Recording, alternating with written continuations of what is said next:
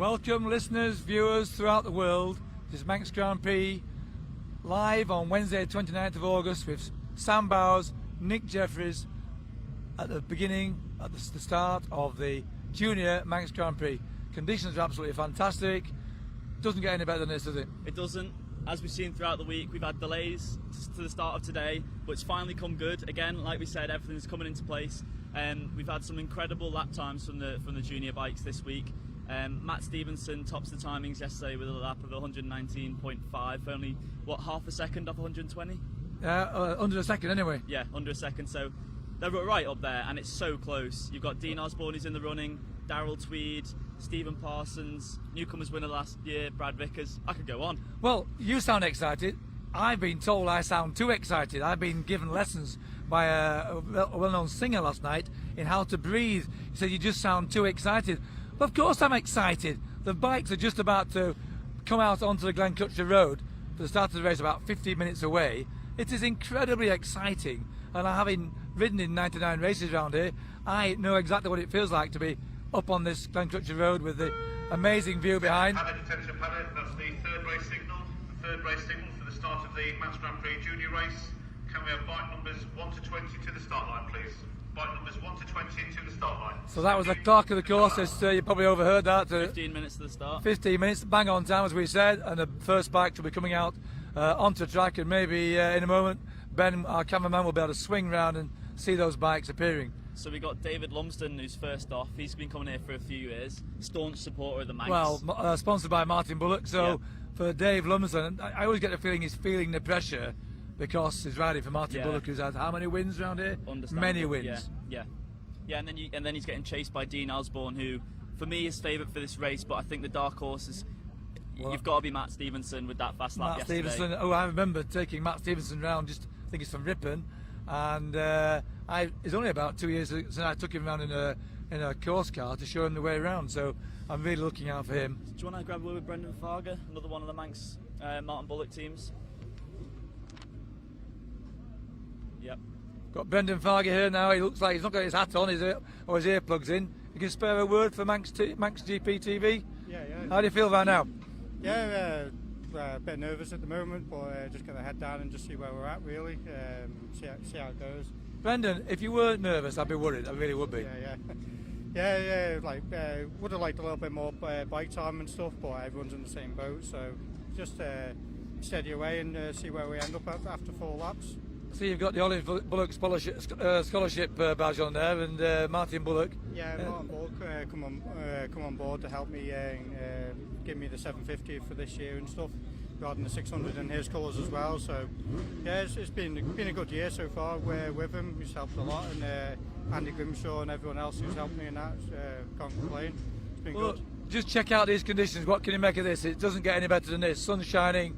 Looking forward to a straightforward ride now. Yeah, it's spot on here. Hopefully it's dry all the way around, and hopefully have a good run. Right, well, we just wish you the best of luck. We'll leave you to it and get prepared for it. We'll see you later. All the best. Cheers. Let's see if we can grab a word with Matt Stevenson. If we come down, look, sorry, Nick, sorry. Come down this way a little bit. He's bolted. What else we got? One for the camera. Attention paddock, this is for all pit crews. If you haven't done so already, could you remove I'll go with DARYL. Toolboxes and just been speaking to Chris McGann now, who's coming out to check how it's done, because Chris is going to be with you on Friday. So are you learning plenty, Chris? Learning from the master, obviously. No, certainly not the master, but you share this. You've been on this Glencrutcher Road many occasions. Yeah. It's a great time, isn't it? It's a great moment. I'm saying I'm learning this off you, and I learned a lot off you when it comes to riding around here. So yeah. Well, we also it's talking complete. Tosh, of course. Chris McGann has enjoyed great success around the TT course, but I'm not sure you ever rode the Manx. Did you ride the Manx? You rode the Manx Grand Prix Classic race, didn't you? Yeah, I rode Manx Grand Prix Classic events, but for some stupid reason, my first mountain experience was in '75 on the TT. I rode a Benelli in the 10-lap reduction race. Wait, we share that. Chris, I was there, Chris, on the Norton with Guy Martin's father, Ian Martin. That's right, with Ian, yeah. Another pal of mine, so yeah. And I rode the 250 as well, but I needed to learn a lot more, shall I say. from that first experience, and I really packed up racing for quite a while. I did odd bits and pieces, but not complete seasons. And I came back in '86 for the Classic Senior Manx. Well, you and I both know that you never stop learning round here. No, even when you've done your fastest lap, you go, well, I could have done this and I could have done that. And as you say, it's constant learning, because as you go faster, you arrive somewhere in a slightly different place, and you've got to relearn that corner then, and you just go on and on. This is a guy who can teach the newcomers here, the Manx Grand Prix riders, an awful lot, but we're going to see more of this young man, not so young man, on Friday. So, Chris McGann, ladies and gentlemen. Right, if we swivel round, I'll grab DARYL TWEED. Excuse me, sorry. DARYL, it's race day here at the Manx Grand Prix. It doesn't get much better than this. No, definitely not. Hey, looking forward to this one. You look like you're ready. I'm ready, yep. As ready as I'm going to be. A wee bit jittery with nerves there a minute ago, but getting there now. You had a great run yesterday afternoon. Bike feeling good? Any changes? Yeah, we made a lot of changes to the bike there over the course of the weeks we have, so she's definitely going the right direction now, so she is, so I'm happy. Best of luck, fast and safe. Thanks, cheers. Well, mate. Right, we need to grab a with Matt Stevenson. He's just been robbed by Manx Radio. Want to grab Stevenson? Just going to grab a word with Stephen Smith from Liverpool. I've just been speaking to his father, the legendary Slippery Smith, and I noticed his team slips. I've known his father for years, and Stephen Smith's been putting a great performance in so far. Here he is now in person. We've got him on camera. You must be feeling a little bit nervous right now. I'm alright, Nick, honestly. I'm alright. Yep. Well, that's pretty good. But, you've got the best conditions you can imagine. Yeah, it's great that we had a little bit of a delay, wasn't it, just to let it dry out. So, no, perfect day. I think we've had the best weather of the whole fortnight, haven't we, really, for this race? So, I'm just looking forward to getting going. Well, the whole thing changes once you get going. But I have to say, Stephen, for someone just about to start 4 laps around the TT course, you do look pretty calm. So we're going to wish you all the best, and we'll catch up with you later. Thanks, Nick. Thanks to see you. Right, I'm going to try and grab a word with Matt Stevenson. We've got a few people asking for him. Just grab a quick word.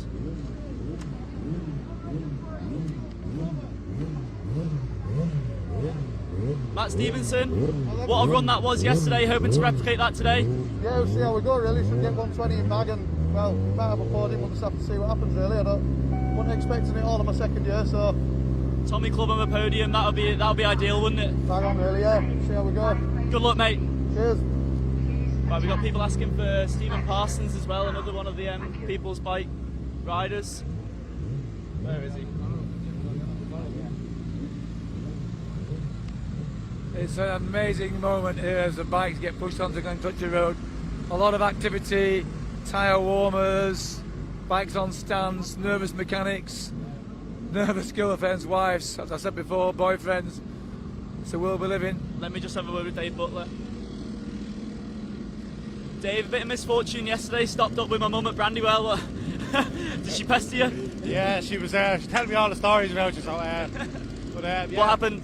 Just a small bit of an oil leak, but better to pull off than just cause a bit of havoc. But yeah, we hope they have it fixed now, and give her the berries now. Good luck. All right, thanks.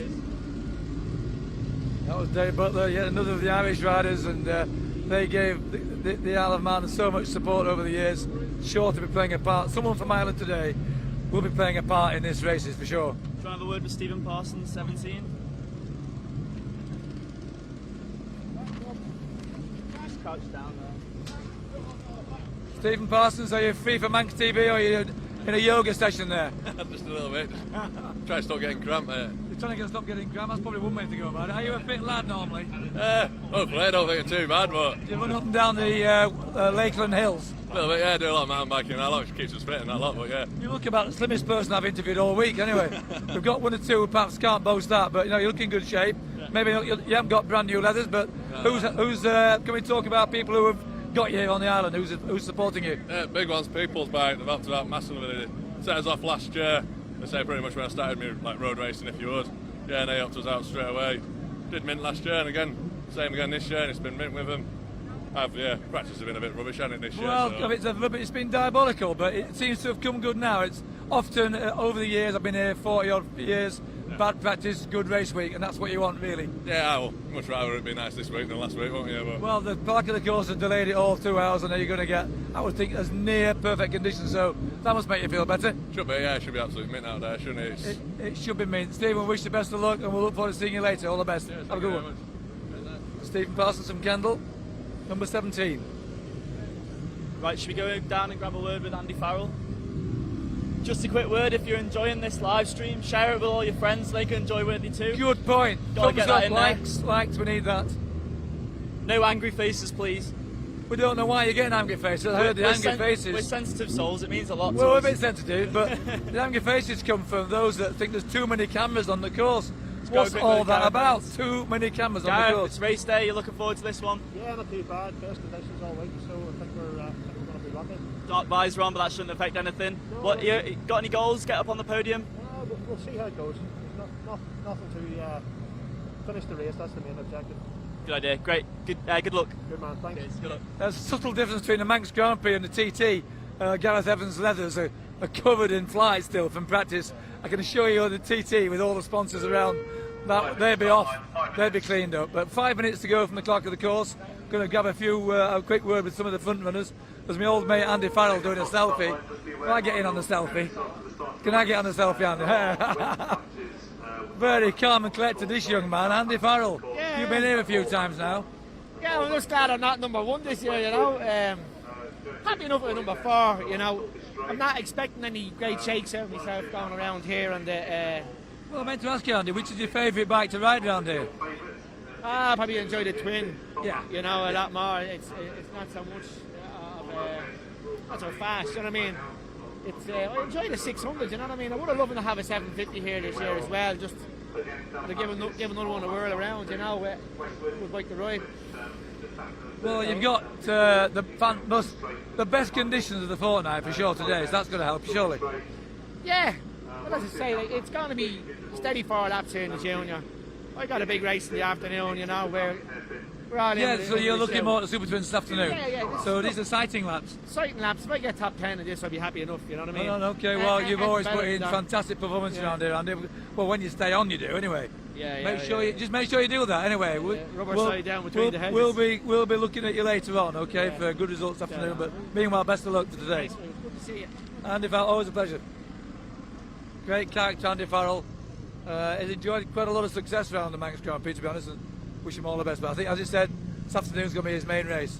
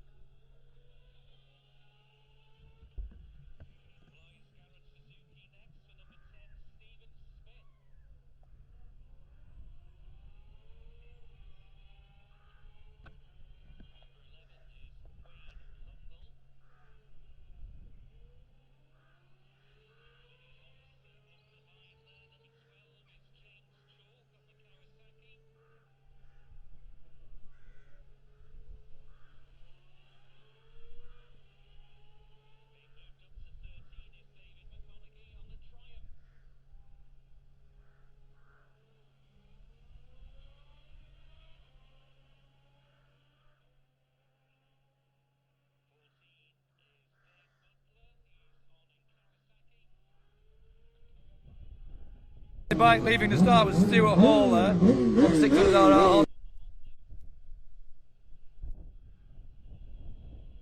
Damien Horan. It's about Damien's third or fourth year here, and they're all starting to learn their way around now. Stephen Parsons. Yeah, we interviewed Stephen earlier on the People's Bike. The first bike should be almost through. They'll be through Ballygreen.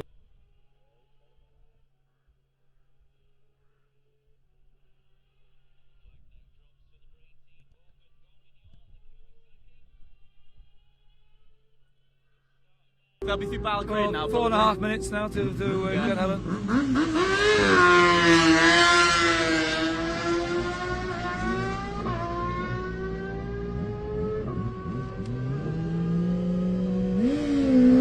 19 away there was Andrew Fisher. We missed Morgan Govino, the first overseas rider. Now we've got Victor Santos, who was probably one of the favourites for this afternoon's race. Number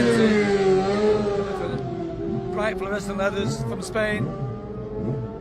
And now outside the seeded riders, we've got Francesca Caringa. That's number 26, going off 21st. Our Slovakian friend This is where the Miro. confusion begins. Number 32, Miroslav Sloboda, yeah. I mean, this is now such an international race. Number 25 away now, Mark Colvin. Sounds like French name, but it's from Peel.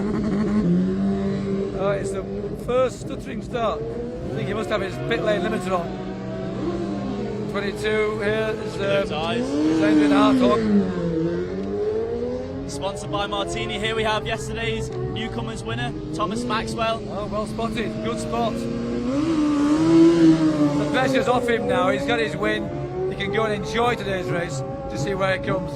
He's got nothing to prove. Nothing to prove.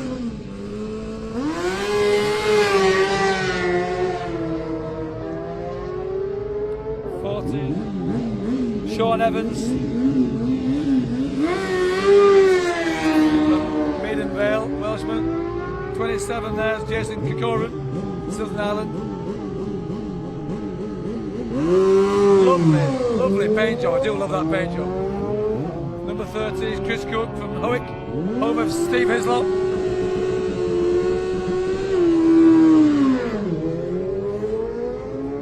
Ryan Maher here, number 48. PRF team being sported like they have. And he's qualified well up from his number, hasn't he? It was number 48 and he's going off in about number 30. 28 there, Gaz Evans. Yorkshire lad, looking out for him. 38, Leon Murphy from Coopermuir in Scotland.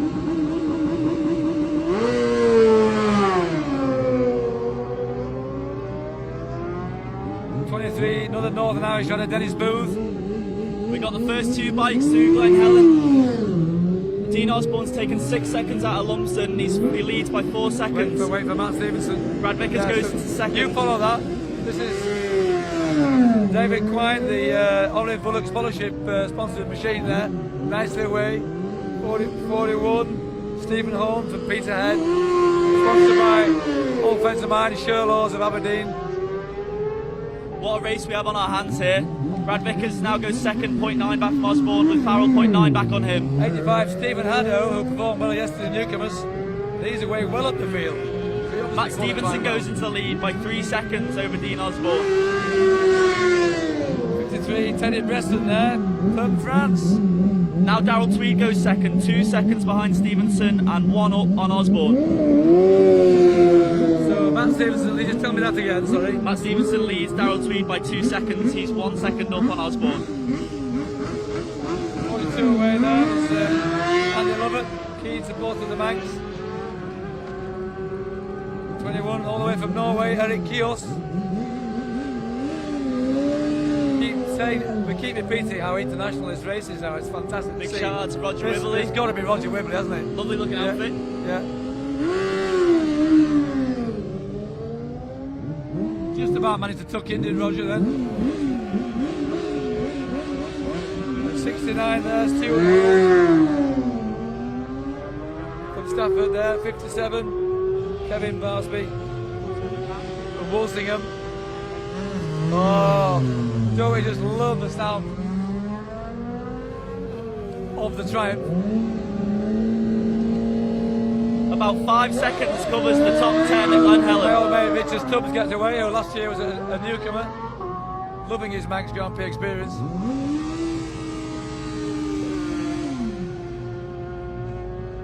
There's obviously a pause here, must be a missing rider.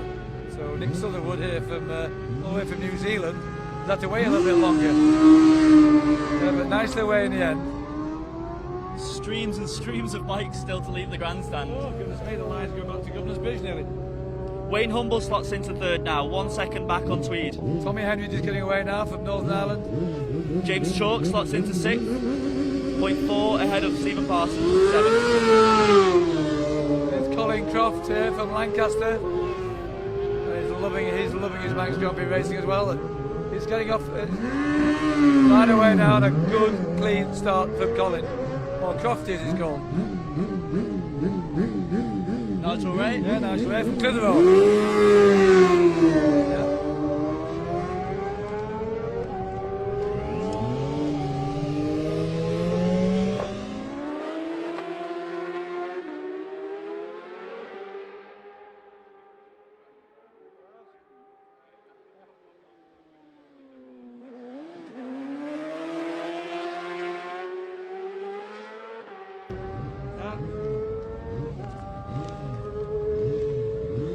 This is James Field, who was well up yesterday in the newcomers Third race. place, the newcomers. Yeah.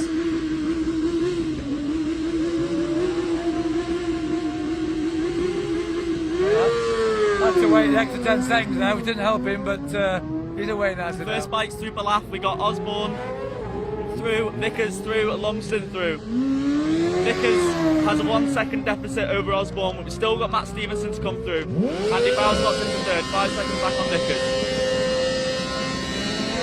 Well, that was some start there. Just missed that. The ducking case was a flying Conrod. Stevenson through Balaf. 36 Customora. He leads Osborne by 3 seconds. 83 John Pilu. But we still got DARYL Tweed, Wayne Humble, and James Chalk to come through Balaf yet. There was a few gaps here, thanks to the extra 10 seconds. It should be 56 here, Jason Heritage on the Yamaha.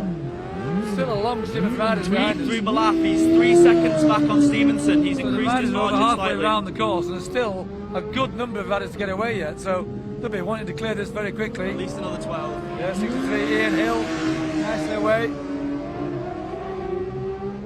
68 Sebastian Witt.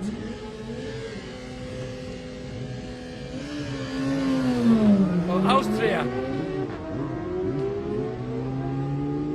80 Arnie Shelton from Bourne. It's got to be our Greek friend, 61 Andreas Psychogius. Anyway, it comes a long way every year. And really well away actually. Fantastic start he got, to be fair. He comes every year to support the Manx Grand Prix. 77 Lloyd Collins, who we've interviewed a few times, Lloyd, haven't we? Had a good finish yesterday in the Yes, newcomers race. 73 now, Paul Battersby.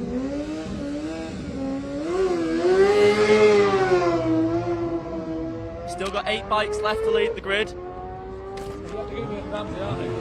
They're almost at Ramsey. They're through Sulby. They'll be on the run through Ginger Hall. Later.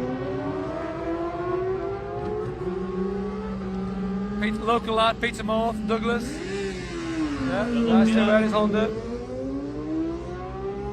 78 Alan Johnston from Northern Ireland.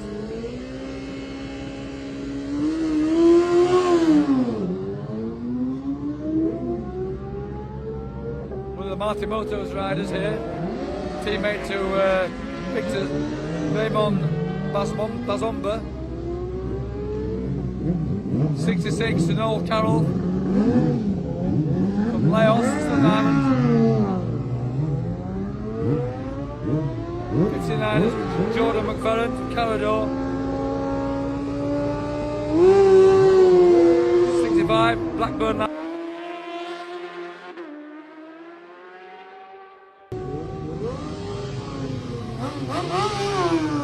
82 David Murphy from Blackburn, so Lancashire lad chasing a Lancashire lad, that's going on well. And the last but not least away is Nicolas Pote here, is the last man off. From France.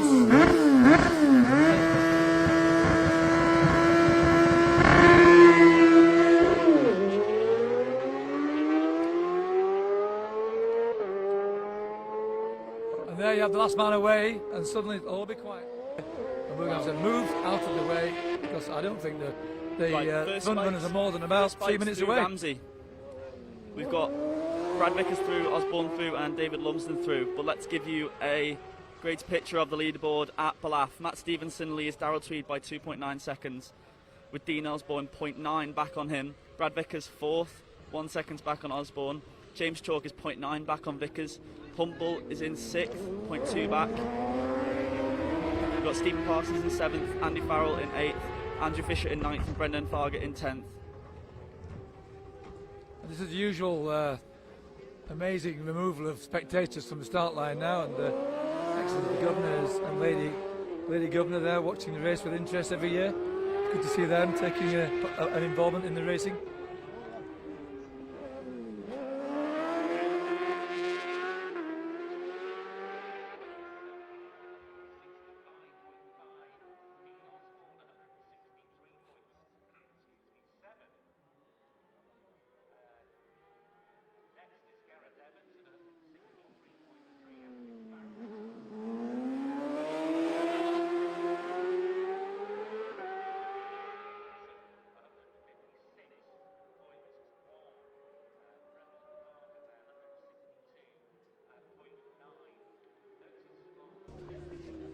Hectically trying to get back to our base so we can follow the...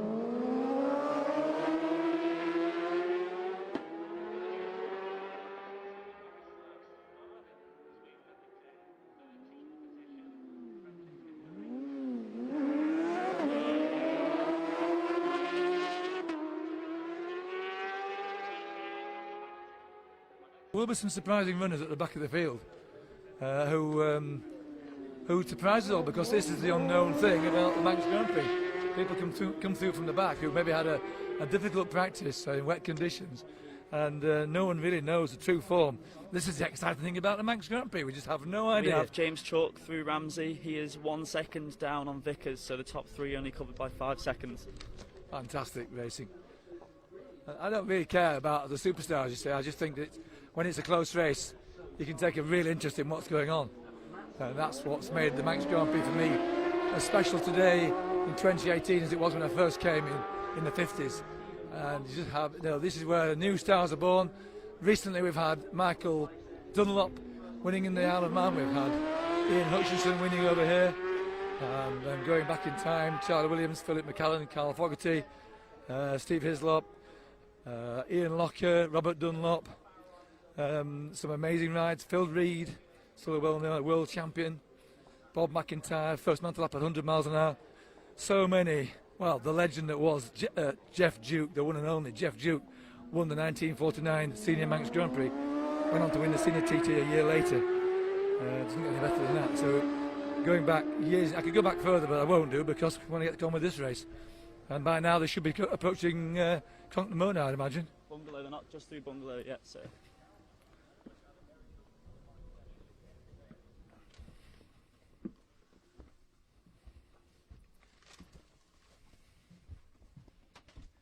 After all that hectic start, we can just suddenly calm down now, take stock of what's going on. First bike through Bungalow, Dean Osborne, in a time of 15 minutes 35.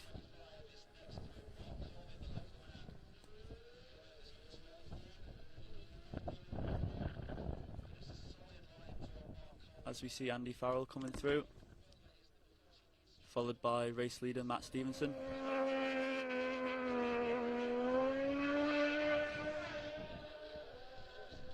And as we see on the caption in the top left, Stevenson goes into the lead.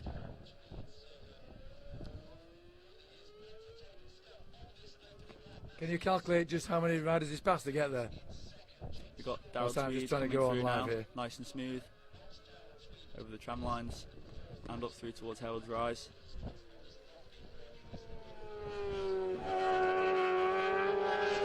I'm a bit behind Sam, I'm just catching up now. I've been concentrating on getting everyone away.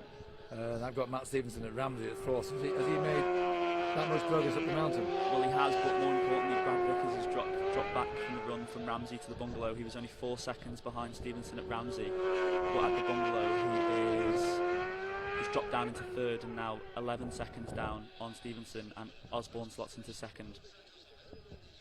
DARYL TWEED has obviously had problems as well. I've got Brad Vickers half a second behind Dean Osborne here.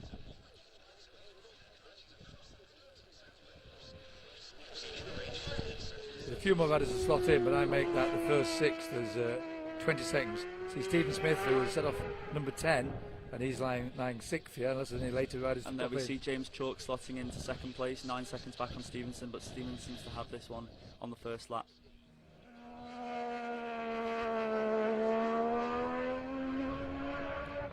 And hopefully viewers around the world are picking up these live shots now as the riders go through the bungalow. As you can see, the conditions are absolutely spot on. They will be loving this. It's hard to imagine better conditions. I think even the wind's dropped a little bit as well, so the best conditions they've enjoyed in the whole Manx Grand Prix race period. So we're expecting some pretty good speeds. I wonder if Sam's got a prediction on an opening lap.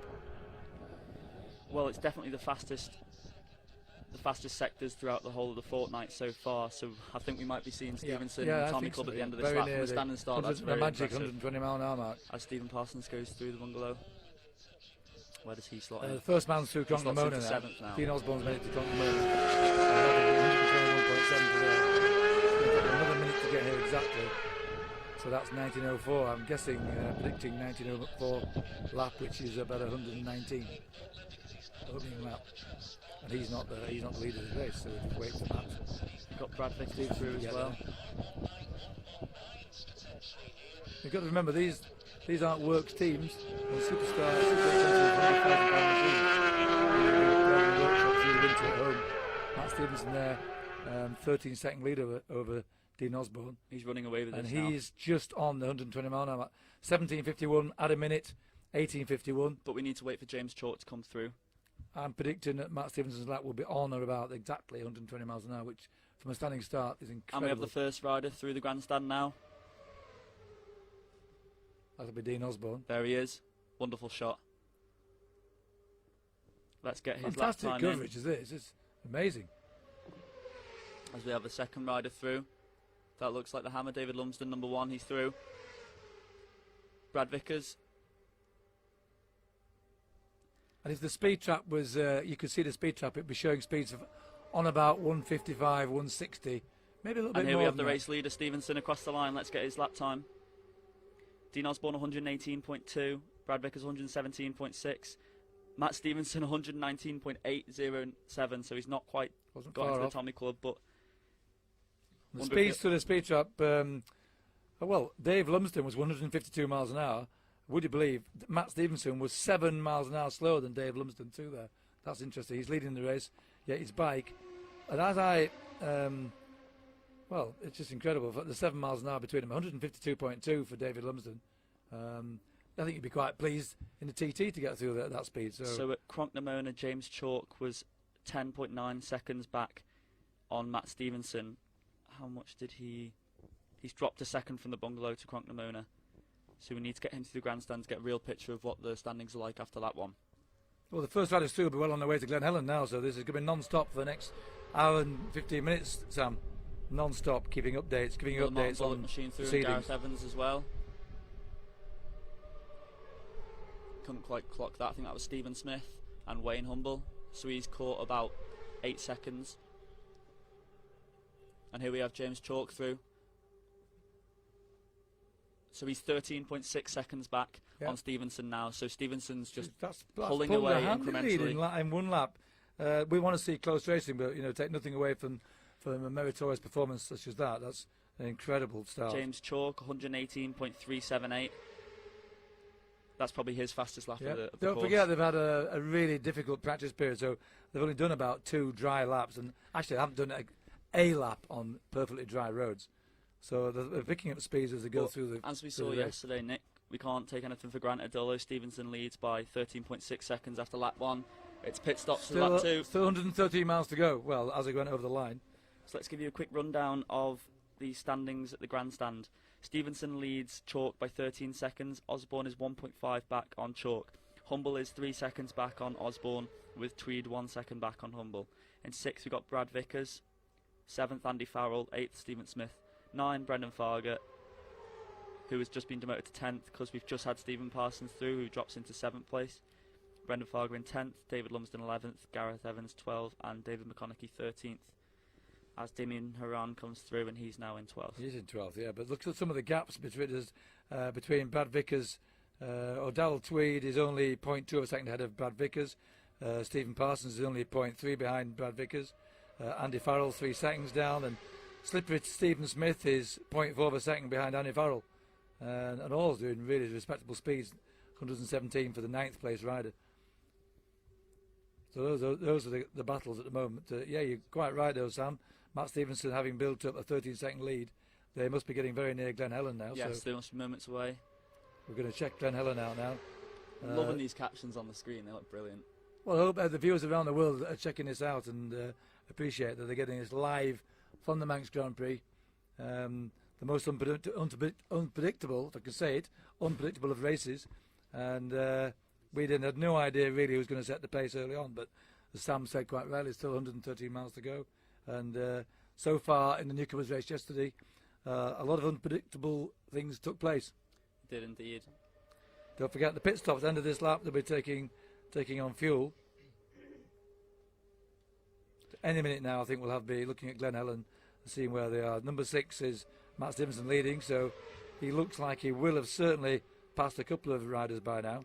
Let's have a look lower down the leaderboard. We've got Coringa in 13th, Morgan Govignon in 16th, Lopez Santos in 18th, Stuart Hall 19th, Miroslav Sloboda in 20th, and Mark Colvin 21st. They should be coming through Glen Helen now. A lot of overseas names mentioned there. We keep repeating this, but the interest from Europe and all over the world in the Manx Grand Prix never ceases to amaze me. So full marks to all those who've come over and supported this fantastic event. Quite simply the best amateur race in the world. Where's Thomas Maxwell, yesterday's winner? Where does he slot into? The first man's arrived at Glen Helen, that's Dean Osborne. So he still leads on the road. It's taking him 4 minutes 45 seconds to get there. And in the first lap it took him 4:52, so 7 seconds quicker on the second lap. I was guessing that Matt Stevenson may well be second man on the road now. Yes, he is. They've all come through together. Matt Stevenson, Brad Vickers and David Lumsden have all gone through the Glen Helen vantage point together. And we see that Matt Stevenson's extended his lead now to 20 seconds.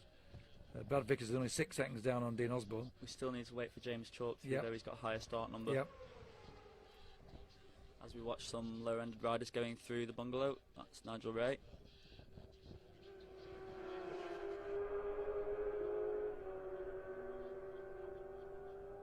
James Chalk instead of number 12.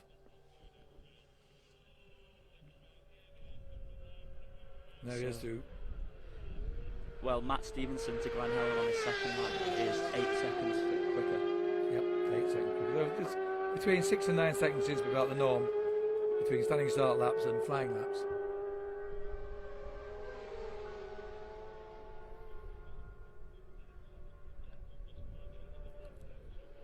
And the gap between DARYL TWEED and Brad Vickers is 0.17 seconds. There's James Chalk and who was that? Andrew Fisher going through Griever Bridge.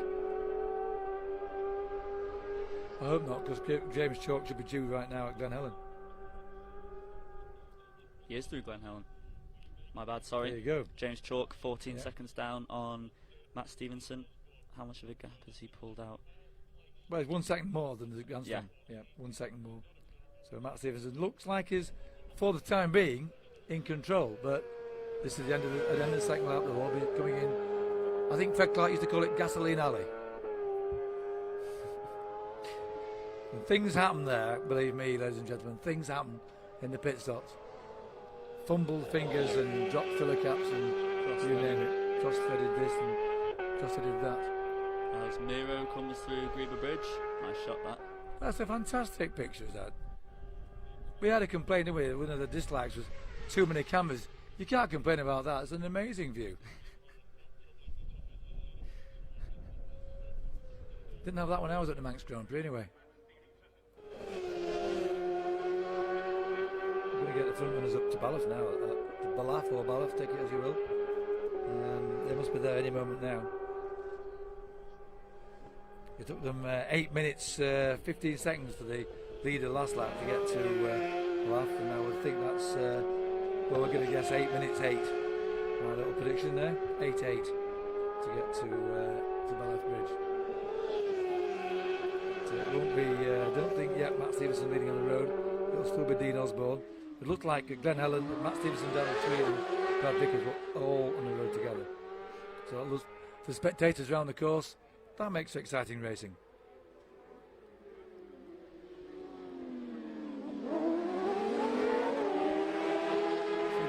Flocking through Giver Castle, just Giver Bridge even. It's an amazing view. Right, we are. Wonderful shot. That was Dean Osborne, number 2. Controlling the feeds. And I think we'll see the next riders going through Balaf altogether. I think it'll be. Yeah, quite rightly as predicted. That wasn't right from Stevenson, but he's through safely. Just about.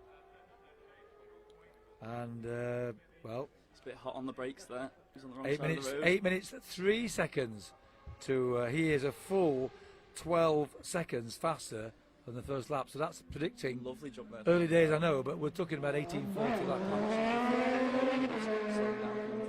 times. 2.5 seconds. So that 120 is still there. Yeah, definitely. Well, he's well inside it. I'm predicting 1840. We'll call it between 1840 and 1845. We're just awaiting, obviously, James Chalk to arrive at Balaf. They're the words of Mystic Jeffries there. Nice. That was a very nice style through there.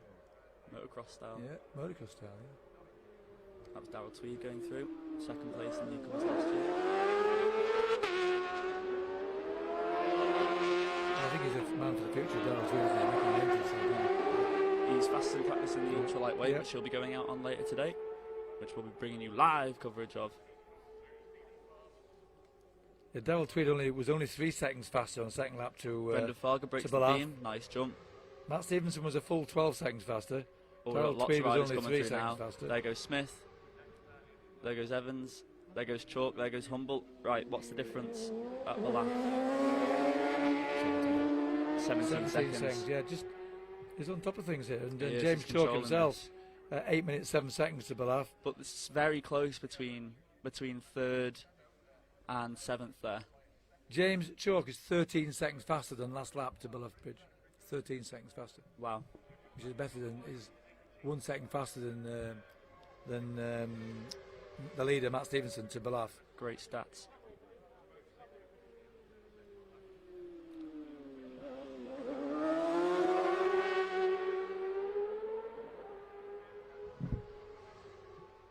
And I'm going to get you some, whilst we're just having a quiet moment there, Sleepy Joe here, just going to give you the speeds down Sulby Straight, which fastest man through there at the moment is Andy Farrell, number 4, 162.5, exactly the same speed as he achieved last lap. Just to interrupt, Stephen Parsons goes into 4th now. He's only 0.7 back on Osborne. With Humboldt, only 0.5 back on him. See, Matt Stevenson's bike is a full 5 miles an hour slower than the fastest bike.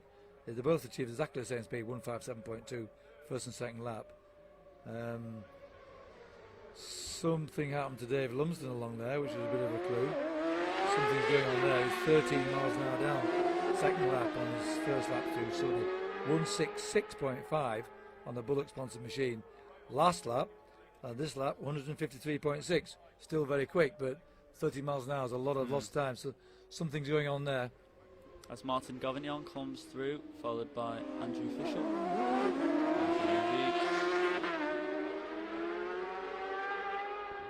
Yeah, the 2 fastest bikes there down the Silver Straight, James Chalk, 164.5, and Gareth Evans, 164.1.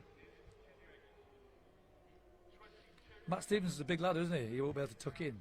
He's about 6'2", isn't he, Matt Stevenson? Oh, what a jump there from Santos. Now there's a man who's going to be very determined and difficult to beat this afternoon, so we're looking out for it later in the day, yes. Yeah, indeed. If you're enjoying this stream, please share it with your friends so they can enjoy it with you. First bikes through Ramsey, Stevenson. On cue there, Sam, well done. Stevenson, Vickers, Osborne. Well, Lumsden's made it to Ramsey, so he's still going. Yep. Maybe just got a bad run.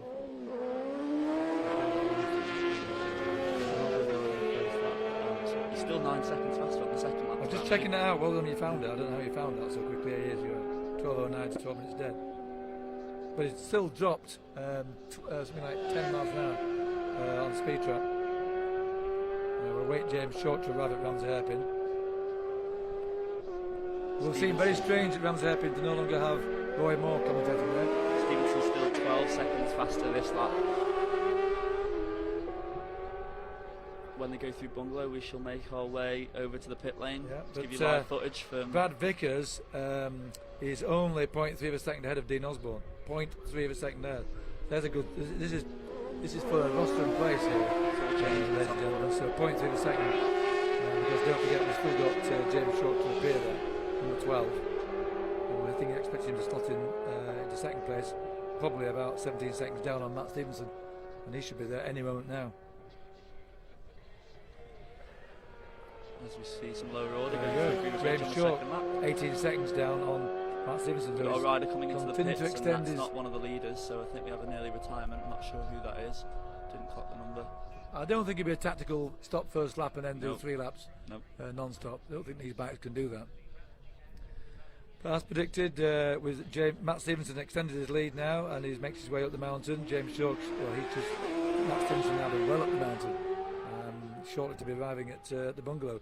James Short right now will be heading up towards the gooseneck with 18 seconds down. So the scrap for third place is very close, but Brad Vickers and Dean Osborne 0.3 of a second. Fifth place there at Ramsey was Wayne Humble, only 1.5 seconds down on Dean Osborne. Just interrupt you there, sorry Nick, I'm just seeing the retirement in pit lane. I think that might be the French rider. He struggled to qualify. He was the guy that went down the pit lane yesterday, I think. I think it was. He's picked the right day to go down the pit lane. And as I was saying, 15 Osborne, 0.3 of a second behind Brad Vickers. Wayne Humber's only 1.5 seconds down on Dean Osborne. And DARYL TWEED only 2.9 seconds down on Wayne Humber. And Slippery Smith, Stephen Smith from Liverpool, 8th place, only 0.9 behind DARYL TWEED. Andy Farrell, surprisingly, he didn't sound overconfident this race, Andy Farrell. I think the bike's too fast for him. He's looking forward to his main race this afternoon, the Twins. He's in 9th place, still a good performance. A bit disappointed with David Lumsden. Maybe he's got an issue with the bike. He's down in 11th place now, so something's gone on there. We should be seeing the first riders through the Bungalow in the bottom right corner of your screen soon. It'll be our time to shortly go out. They'll be thinking. There he is, Dean Osborne. Fantastic shot. That's absolutely amazing to get that shot. Now, I think should second on the road with Matt Stevenson. On the road. There he is. Brad Vickers, yeah. He's flying. There'll be a few more flies on those leathers. It'll be even faster if you clean all those flies off. Brad Vickers through. Stevenson now. Let's see. Through Bungalow. There's the hammer through. David Lumsden. Matt Stevenson, 15 minutes for 128 miles an hour average to the Bungalow. And it was a full mile an hour. He is 9 seconds faster this lap. So on schedule. May not get it. Well, he's going to slow down. I'm predicting now. I said 1840 to 1845. I'm predicting this is 1952. 1844. I'm predicting for his second lap. Let's see how right or wrong Nick Jeffers is on that one. As we'll make our way now for the pit lane. We'll watch the stream and we'll make our way to pit lane.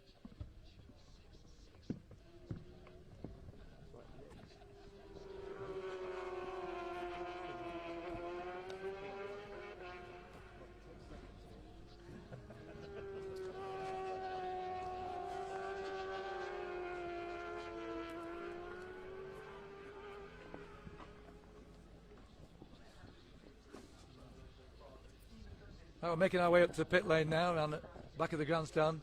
Huge crowd watching. The interest in this race is phenomenal. You think the classic TT had it all its own way with spectators, and that's not the case. A large crowd watching this race. Including you at home.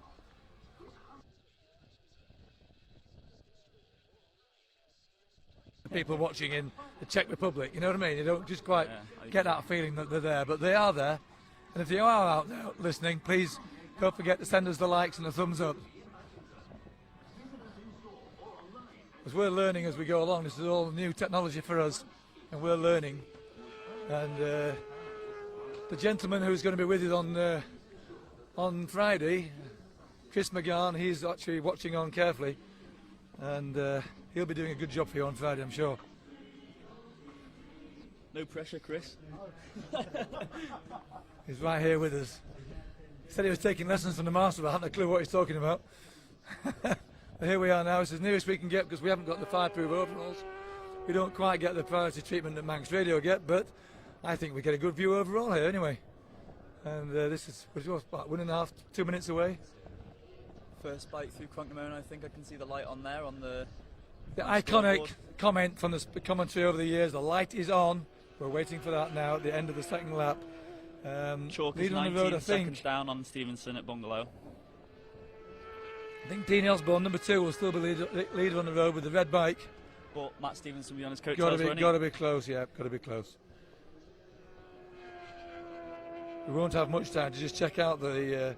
We won't really get to the first 2 are at Cronknamona. The first 3 are at Cronknamona now. Interestingly, I'm just trying to predict a time for Dean Osborne there. I'm going to say 19:04. Can you hear him coming up now? Interestingly, the first Nick, one on I'm the road, not, Dean I'm not Osborne. seeing Stevenson through Cronknamona. I've not seen Stevenson, no. So race leader not made Cronknamona. We'll give you an update when we That's got changed it. the whole picture of the race, but we don't have Matt Stevenson here at Cronknamona. He did drop a lot of time between Ramsey and the Bungalow, didn't he? About 4 seconds. So we might be looking at not the new leader, but because James Chalk's yet to come, yet to arrive at. Yeah, I'm pretty sure that Matt Stevenson's not arrived at. Let me just have a look and see if I can give you an update on that. The unpredictability of racing around the Isle of Man. There's number 3, Brad Vickers, coming in. I think he'll probably be taking on 3rd place there. So you got Brad Vickers in. We've also got David Lumsden in, but like we said, Looking like James Chalk maybe leading the race from Dean Osborne and Brad Vickers. There's number 1, Dave Lumsden, coming in.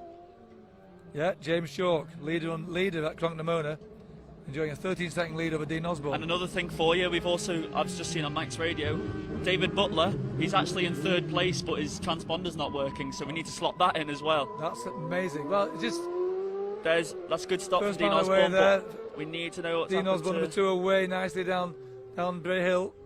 James Chalk through Cronknamona. He leads Dean Osborne by 13 seconds, but like we said, Dave Butler needs to slot in there too. Well, that's going to confuse. He's not on his transponder.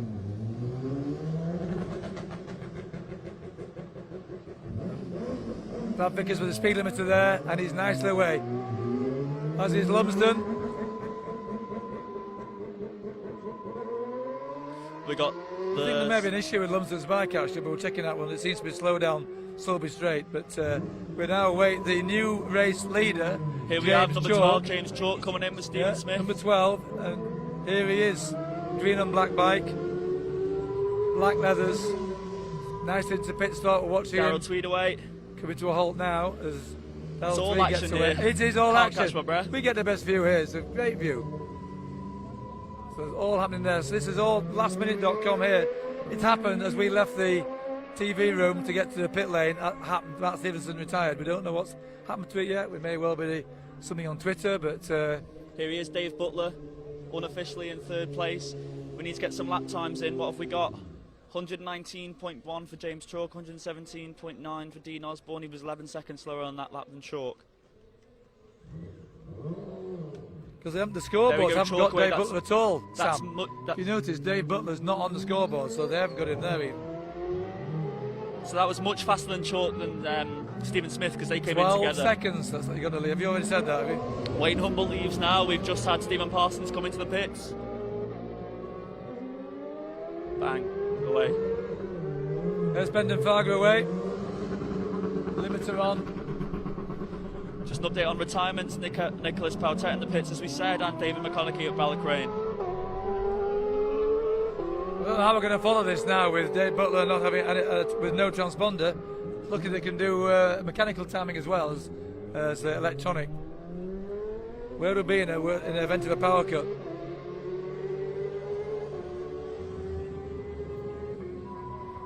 Stephen Parsons now slots into second place. Damien Horan coming in there. Stephen Parsons, 118.7. He's 11 well seconds spotted, back on good Chalk. spot. Yeah, and only Osborne's only 1 second back on him. Yeah, spotted it. Yeah, well done. It's the changing picture that we've struggled to keep up to. And then number 18 coming down, I think. Is that Govignon? I think it might be. Yep. There's Morgan Govignon, number 18, yeah. Andrew Fisher, 19, I think that is. Yeah, I think so.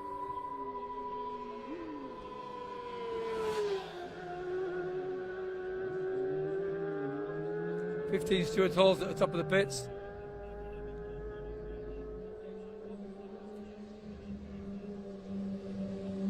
Santos is in.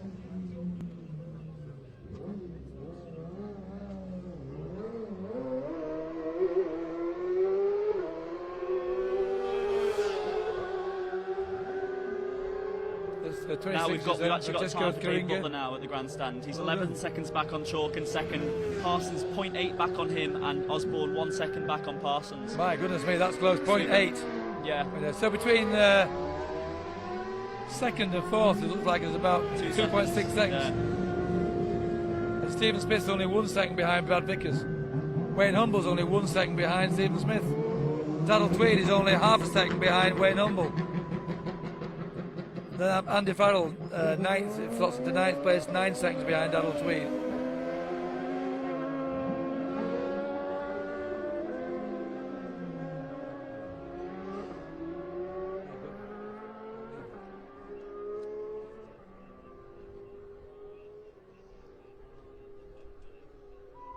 Just with my position now, just to spot who's in the pits now, but don't forget the leaders will be getting towards Glen Helen on the third lap. I wonder if we're able to slot those in position, Sam. Glen Helen, can we spot? No one through there on the third lap yet. Who's that? 22.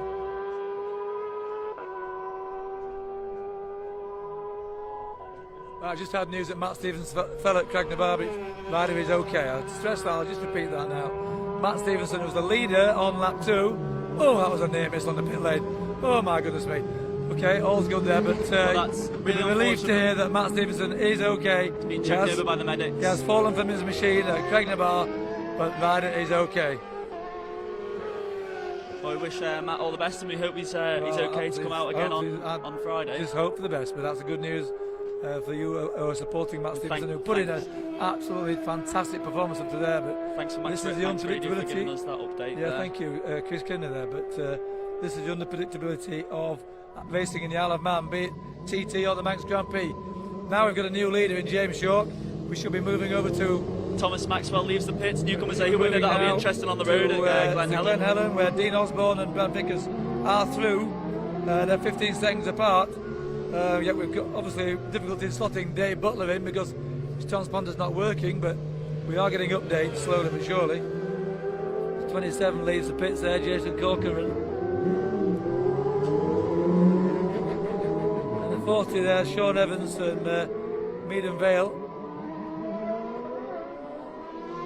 So we've had Osborne, Vickers, Farrell and Lumsden through Glen Helen so far, but we're still waiting on James Chalk and Dave Butler. Yeah. What a race we've got on our hands. What a race, it's fantastic. I mean, it wasn't like in previous races, no names, no pack drill. Now if Ben can focus on Stephen Haddo. It's got to be Stephen Haddo, who's third in yesterday's newcomers race. Well, let's hope he is. Well up the field, well up the field. He's got to slow down in the pit lane. There's not enough distance. Yes, he's not going to get a speeding fine this time, or speeding penalty is a word. So Darryl Tweed is now through Glen Helen. He's only 10 seconds back on Osborne, so that must have been a good stop for him.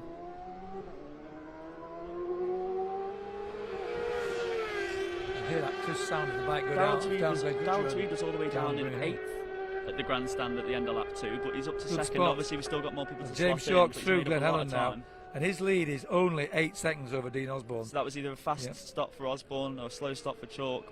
But he took 4 seconds longer than Dean Osborne on the third lap. From entering the trigger on the start line to get into Glen Helen, it took James Short 4 seconds longer. So was that a bad pit stop, or has Dean Osborne done a really good job there? I don't know, but anyway, those times have changed considerably. It's all changed here, ladies and gentlemen. He's away. All on keeping up with it. It's a mad pit. David Quine. So 34, David Quine on the Olive Bullock scholarship machine. 37 coming in there is Callum Ward. Just an update here, we got James Chalk leading by 8 seconds, Darryl Tweed 10 seconds back on Osborne, with Dave Butler 1 second back on Tweed. So 19 seconds covers the top 4, but it's close between 3rd and 4th. Well, not long before the leaders will be on towards Ballaugh Bridge now, which No, not far. hopefully we've got him in the on the camera there. Stephen Parsons, 5 minutes 51. To Glenn Helen, he slots into 5th place. He's only 1 second ahead of Brad Vickers, who's 5 seconds ahead of Hundle. Let's have a look at some lap times after lap 2. James Chalk, 119.1. Well, yes,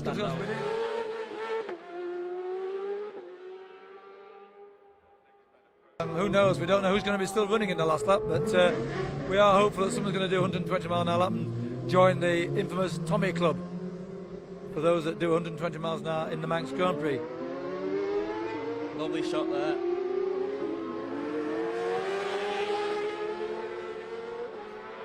So I've got Chris McGann next to me. He's going to be with you on Friday, and he's just taking it all on board now. He's going to have this task, which I think he'll find a piece of cake, because he's never been short of a few words, as Chris. What do you make of it so far? The changing pictures, exciting race, Chris. Yes, very exciting. I mean, as you said, some of the other races have been slightly predictable. This is, you know, these guys, some of them their second and third time here, and they're learning. You know, to be that close. I mean, the practice is never true to form at the Manx.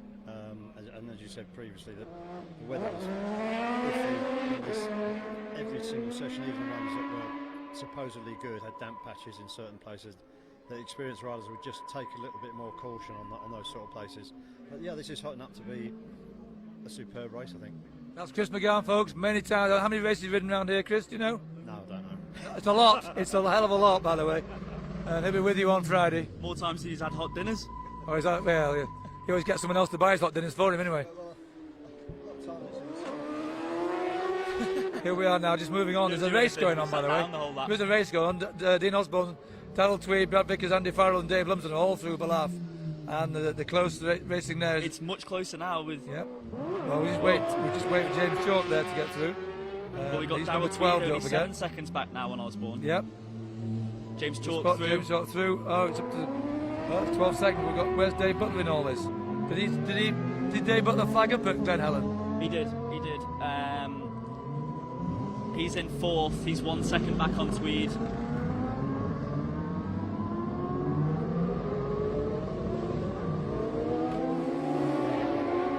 Dave Butler's number 14, so he should be just not many seconds down behind James Chalk. But there's had added complication with the transponder going down. So, well, what's going to happen next in this race? My goodness me! Fantastic news that someone just misses a gear leaving the pits. Fantastic news that Matt Stevenson's okay and hopefully with us on Friday. That will make Friday's race really interesting. I'm then tempted not to jump on my ferry tonight and go home and leave. And you'll be back here next year, won't you? Well, that's a long time in 12 months. 1 week's a long time in politics. 12 months a long time in racing. So we have Butler through Ballaugh. He's 1 second back on TWEED. So he hasn't made any inroads. 1.6 seconds down on TWEED. Yeah. Brad Vickers only 2 seconds back on Butler. Gareth Evans having a strong run in 11th. We've still got 55 miles of racing to go yet. There's a long way to go. Stephen Parsons up into 5th, 1 second back on Butler. That's Swiss Sky Palou going away then, number 83. And bang on time with his transponder, flicks it into gear and away. Oh, it's all been happening, all change of proceedings. Let's get some speeds down Strawberry Straight. Speed down Strawberry Straight on lap 3. Lumsden, yeah, 166. Got a good bike out there. 166 for Lumsden. Gareth Evans at 161.7. We're not going to get Dave Butler on there with no transponder, are we? We're not going to let Dave Butler's speed down Strawberry Straight. Right, let's give you a rundown of the leaderboard at Grandstand at the end of lap 1. Chalk. We need to do update, yeah. Can we update the leaders at Glen Helen on lap 1? Lap 3 even, sorry. So the end of lap 2, Chalk led Butler at the Grandstand by 11 seconds. That's all changed. We know that after the pit stop. So let's just have a look at Glen Helen. That'll give us more of a realistic picture. Chalk leads Osborne with TWEED in 3rd, Butler 4th, Parsons 5th, Brad Vickers 6th, Humble 7th, Smith 8th, 9th for Farrell, followed by Lumsden, Coringa, Mayer, Omar, Farga, Govignon, Horan, Santos, Evans, Fisher, Colvin, Hall, Cook, Kokoran, Sloboda, Horn and Stephen Haddo. That rounds out your top 25. Was that an update, James? Sam, was that an update at Glen Helen or Ballaugh? That was at Glen Helen. We've got Ballaugh now, haven't we? We've got first riders through Ramsey as well.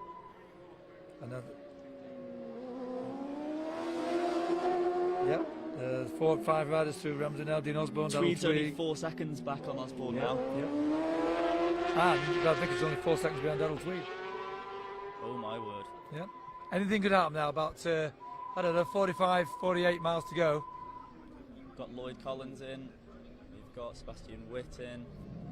Without a doubt, the last lap's going to be really exciting. And they get the pit signals. They're expecting Matt Stevens to run away with this, and suddenly it's all to play for. There's Peter Game Moore on. in.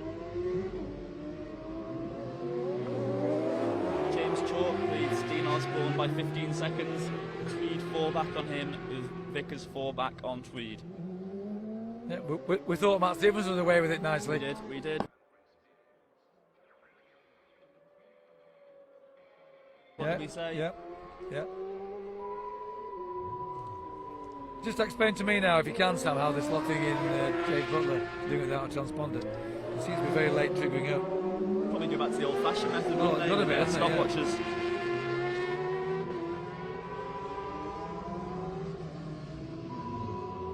Butler's through Ramsey now. He's in 4th. He's 2 seconds back on Tweed. So it's all to play for the 2nd and 3rd on the podium. Well, certainly that last rostrum, we'd say at the moment that a 15-second lead for James Chalk is a sizable margin, and we know anything can happen. And then but only 4 seconds behind Dean Osborne in 2nd place is Darryl Tweed. But that's not certain yet. Only 2 seconds behind Darryl Tweed is Dave Butler. That's not certain yet. Only 2 seconds behind Dave Butler is Brad Vickers. That's not nailed on. So very close racing, very exciting racing, and it's, well, just like the newcomers race yesterday, which changed every few moments. This is the same thing's happening here. So bring it on. I love it. I don't care that they're not the most famous names in the world. They're giving all the spectators around the course a really thrilling race. Just as special. That's what counts to me.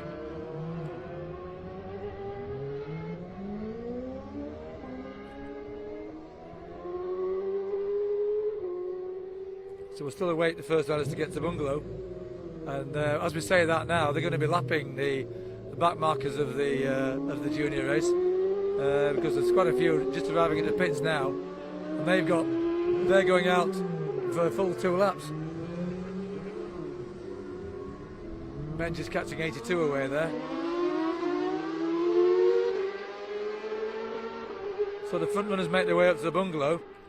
And it was just, I can tell you now that Dean Osborne just arrived there, averaging 119 on this lap. Don't forget, he spent time in the pits, so a little bit slower than last time. He is, in fact, 40 seconds slower than last lap to Bungalow.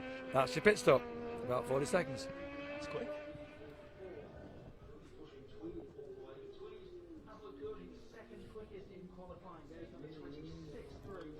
Certainly keeps you fit, this commentary thing. We're moving up and down back to the main office now, so we can look at the live shots as the riders now to make way, and we'll back out there for the finish, out live in the winner's enclosure. But who's it going to be? We just have no idea at this stage. There was, I think, a race earlier this week, not in the Manx Grand Prix, where the leaders were about 2 minutes ahead, and that took the interest away, sadly, from their meritorious performances. But this one, well, too close to call.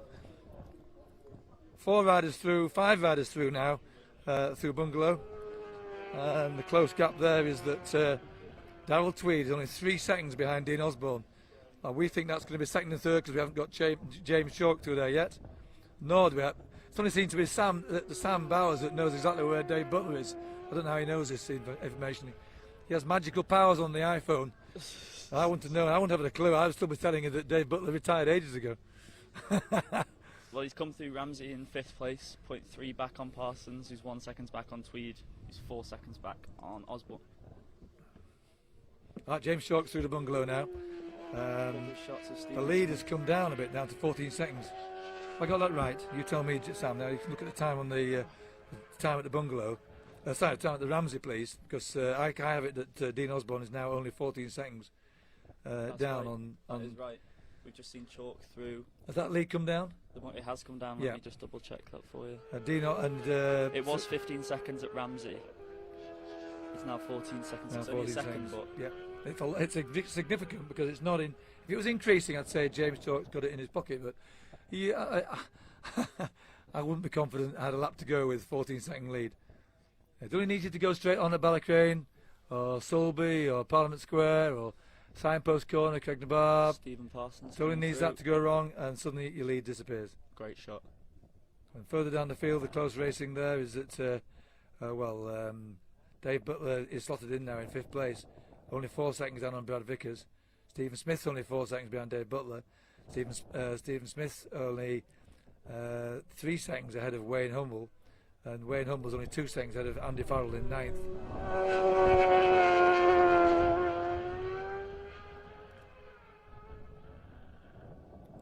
So you won't be getting any 120-mile-an-hour laps on this lap, ladies and gentlemen, because of the pit stop. However, with I would say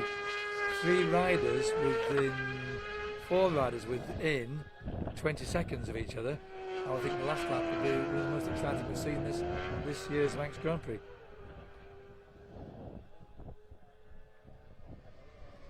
And that's our first rider through the grandstand. That's Dean Osborne.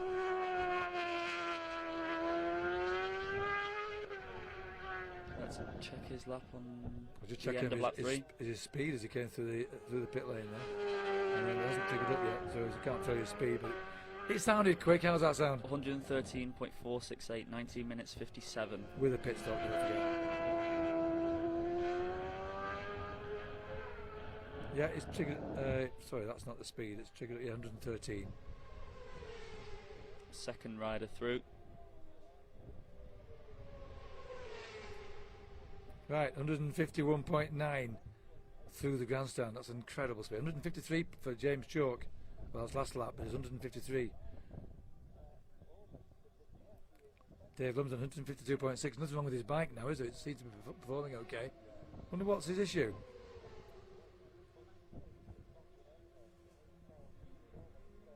Sound like someone Someone slowed over shut the off line then. yeah. Someone shut off over the finishing line there and opened up again.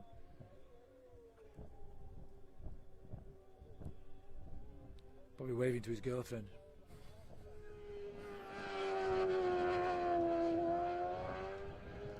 Right, back to the positions there. We still wait James Chalk. End of the lap now. Has he got through Cronk-na-Mona yet? Let's have a quick look.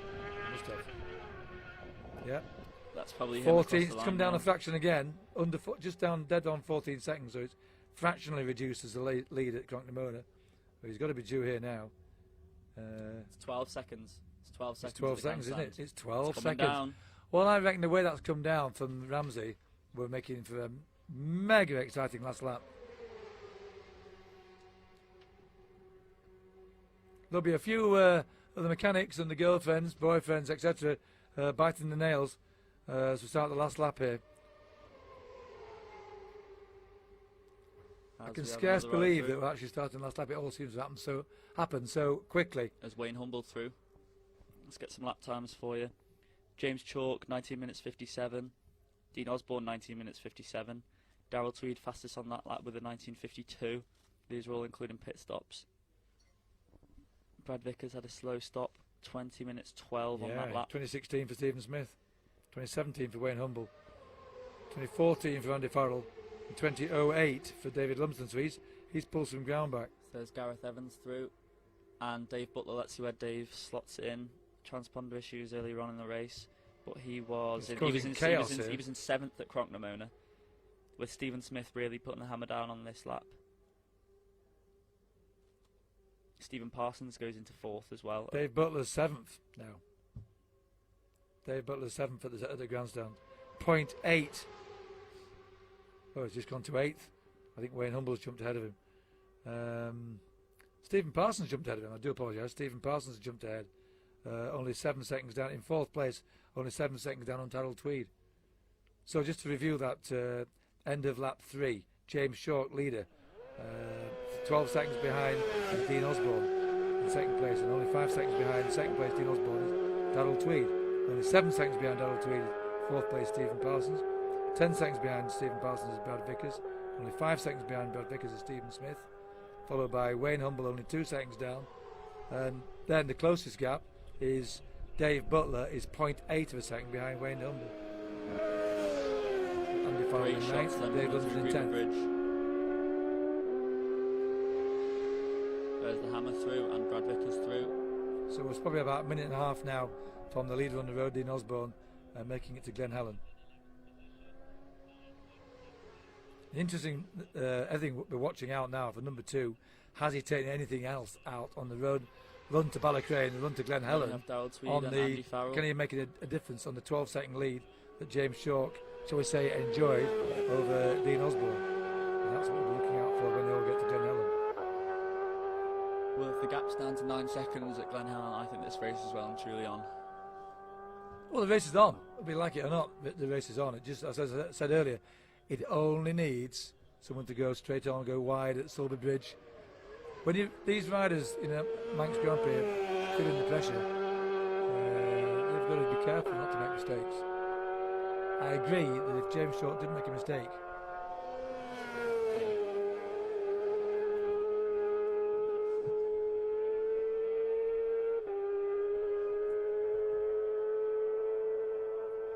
right, back to the action. Sorry if about James Short didn't make a mistake, then Dean Osborne's the first man through Glen Helen. Stephen Smith through there. And it took him 4 minutes and 44 seconds. Oh, there's ducks on the road at Greba Bridge. Oh my goodness me. That's not good. Oh, that's... Oh, through. There's one duck. One less. One less duck. Yellow flag understandably out there.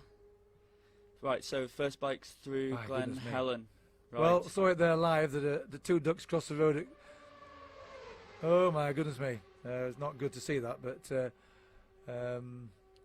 yellow flags are out. That's what road racing is. The marshals are in control of the situation, even as the ducks aren't. Right, so Osborne, Vickers and Lumsden are all through Glen Helen. Vickers is 25 seconds back on Osborne, with Lumsden 23 seconds back on Vickers, but we've obviously still got Tweed to come through, who's through now. Only 6 seconds down on Osborne.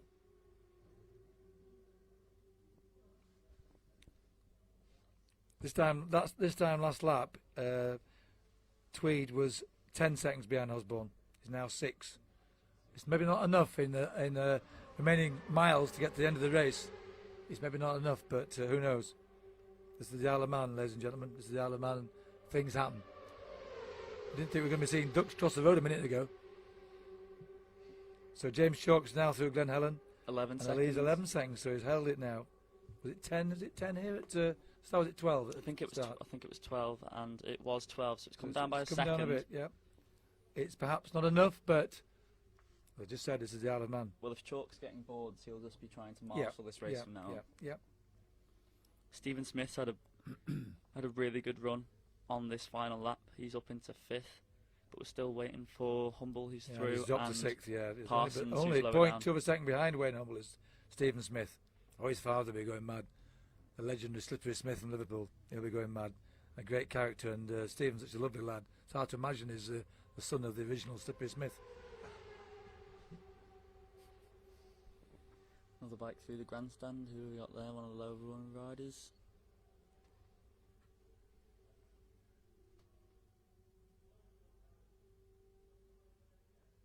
Right, they're all going to be quieter. I think we should be giving you more entertainment here, but after the duck incident, we've all been we've all just lost the plot a little bit here. But, the leaders will be thundering down to the Balaf. They can only be a minute away from there now. Parsons now into 4th, 3 seconds back on Tweed. Tweed is 6 seconds back on Osborne, who's 11 seconds back on leader Chalk. That's to be good at commentating, Sam, in the old days before they had this live timing every few miles. Give something to talk about. We're talking about more than ducks, I think, if we had no live timing.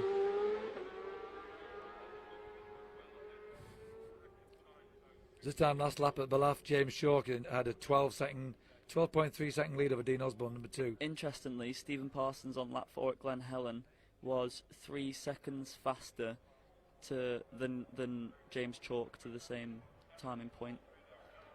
4:42 as opposed to a 4:45. Dean Osborne on a 4:44. That's Dean Osborne straight through Balaf there. 8 minutes 13 seconds to get there. Compared to the last lap at 9 minutes 6 seconds. So that's 53 seconds quicker to get there than last lap. So we now wait. I think there'll be Dave Lumsden through, Brad Vickers through, DARYL TWEED through. That's Brad Vickers there, nicely. Nice shot. Good shot. That's Dave Lumsden following, I think. Not sure about the speed, actually. Not sure the accuracy of the speed over Balaf Bridge. 132 miles an hour. Not convinced about that. I think that's average speed to That's Glen Helen that's a on this mercy. lap. I feel better now. Nice. Nice. Yeah, good. Like that. Right, at waiting James Chalk, but DARYL TWEED's only 4 seconds behind Dean Osborne. So that's all to play for. I think Brad Vickers 18 seconds down on DARYL TWEED. That's probably sorted. Tweed's only 4 seconds back on Osborne now at Balaf. Any minute now we're going to get James Chalk though. So if that lead is down below 10 seconds, I think it'll be in for an exciting last Chalk's run-up. broken the beam. We'll see him come over Balaf now. Nice. He should be triggering a time up now. So 13. It's up to 13. 13 is it? Well done. Yeah. Okay.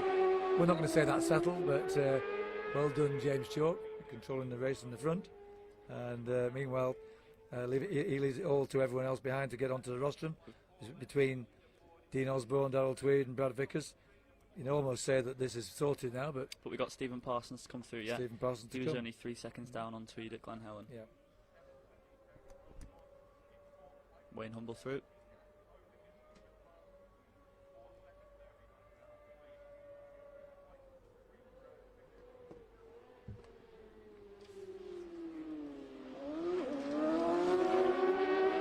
Stephen Parsons, just seeing he started way back at number 17. So that's got to be something like 40 seconds after James Chalk.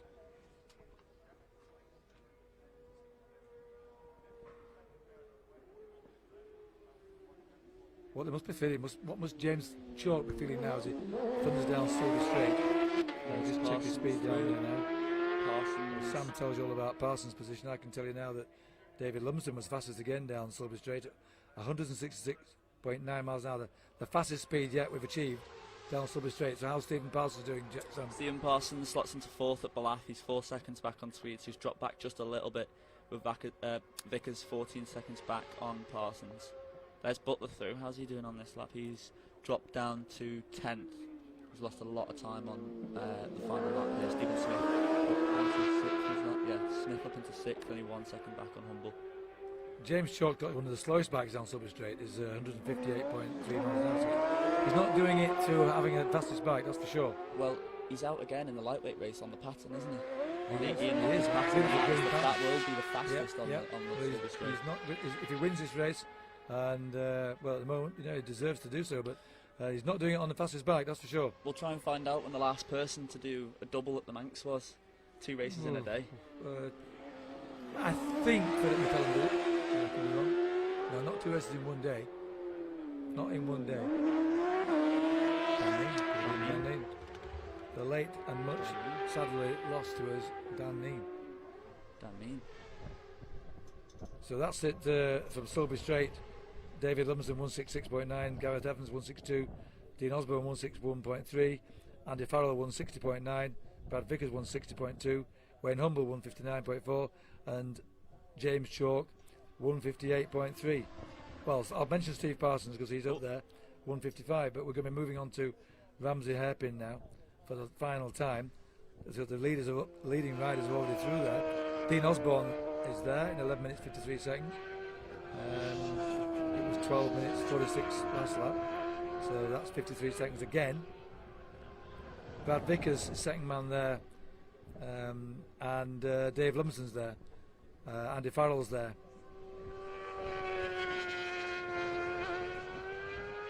The gap between Dean Osborne and Brad Vickers is 19 seconds.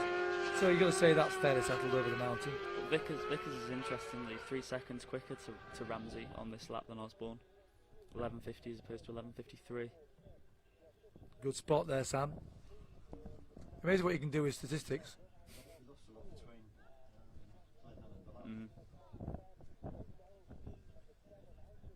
James Chalk's broken the bean at Ramsey, and he's 14.35 seconds ahead of Chalk. Sorry, ahead of Osborne. Yep. Which this time last lap was 15 seconds, so you know he's maintained station to within a second. He must be getting unless bored. it was unless the gap was 1 second, but not to a second. He must be getting bored. You'd say so, wouldn't you? Yeah. I thought he was getting bored. Carl Roberts. I thought he was getting bored then. I don't think he's getting bored. Is he? Where from? I just heard Daryl Tweed's out of fuel. Sorry, Sam, you say? Sorry, no, I was just going to rub that off you. Tweed's No, ran out of fuel. I think I rubbed it off you. Main news is that. That's true. Tweed was in third, so he's ran out of fuel. Ran out of fuel? That's early on to run out of fuel on the last lap. Well, that's a sort of a McCallan failing, as in he didn't even stop for fuel and then ran out on at Ballath on the third lap. But to be short of fuel by 12 miles. Oops. We'll just leave it at that, shall we? He won't be saying oops quite like that. That puts Stephen Parsons onto the podium at Ramsey. He's 3 seconds back on Osborne. Only 3 seconds, so the dice over the mountain. He's 8 seconds quicker to Ramsey on this lap than Osborne, so he's on the pace. Well spot, good spot. He's good as this Sam. He's good at this, I think he's had a year experience on it. I think we're all novices compared to the man. Well, he might be on for a 120-mile lap this lap. Yeah, good spot again. So they'll be on the approach to Bungalow now.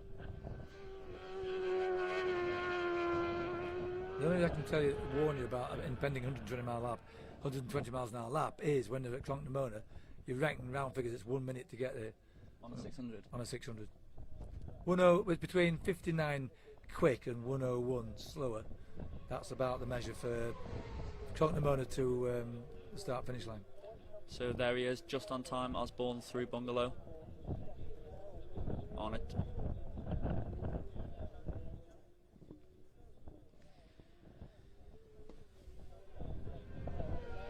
We'll be leaving you shortly. Speed to the Bungalow is 125.83. Just wait for another few riders to go through there. Nice if you could just get the difference between Dean Osborne and James Short. Of course, the gap we were saying is now that Daryl Tweed's retired, is the gap between Dean Osborne and Stephen Parsons. We'll think it was down to 4 seconds. There he is, Brad Vickers through.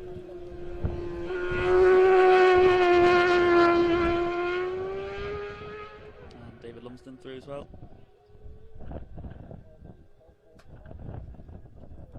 So at the Bungalow, Brad Vickers lost a lot of time. He's 6 seconds slower to the Bungalow than Osborne, considering that massive margin he had on ahead. There's all to play for now is Stephen Parsons. Once again, last minute surprises in the Isle of Man.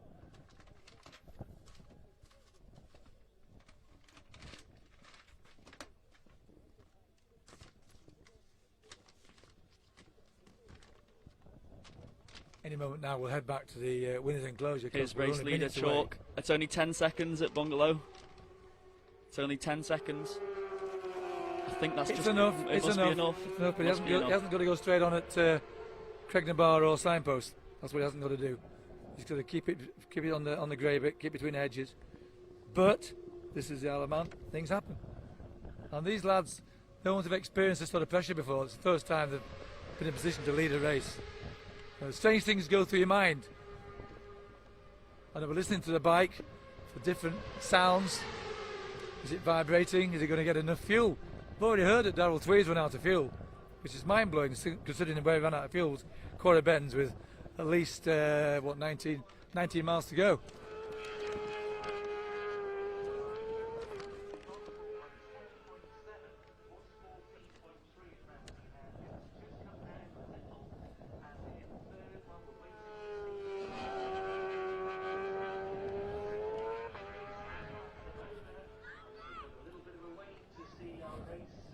Potential winner in James Chalk, but Stephen Parsons We're only less than 1 minute now away from the first man on the road coming over the line.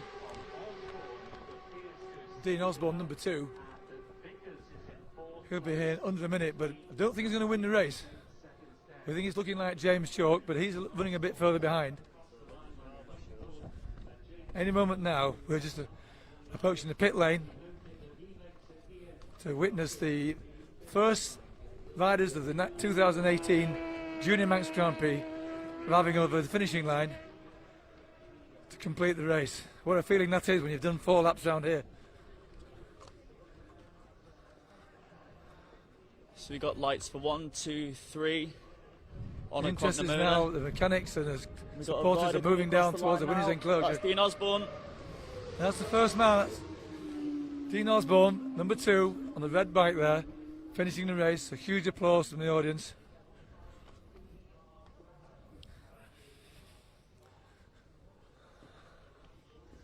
He's ridden a good race, hasn't he? He's ridden I think Final lap 118.534. We don't think he's quite done enough. We don't think he's quite done enough yet, but James Chalk is not in yet, so.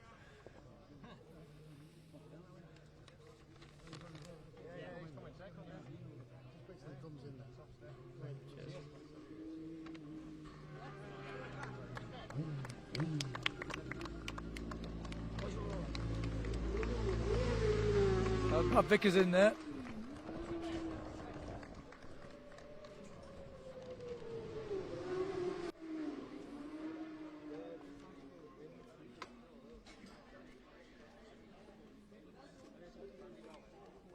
Yeah. We've got Dean Osborne and Brad Vickers in, and I think David Lumsden so far. Andy Farrell's through. So this is Isle of Man races, all interval starts. So the winner of this race, we expect to be James Chalk, is not yet over the line, so he's not there yet. Lights on for 10, 11, 12 at Crocknamona. He was at a 6-second lead at Crocknamona, I can tell you that. His lead was down to 6.97 seconds. It's enough. He's probably going to be in any minute now.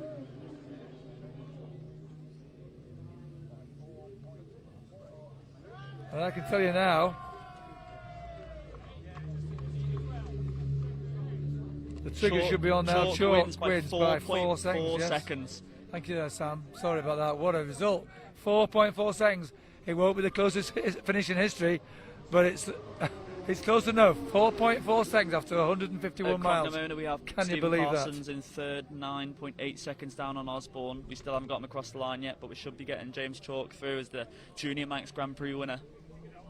We're going to have to let Manx Radio interview them first, understandably, and then we'll get Here he is, James Chalk. I'm so pleased for this guy. I'm so pleased.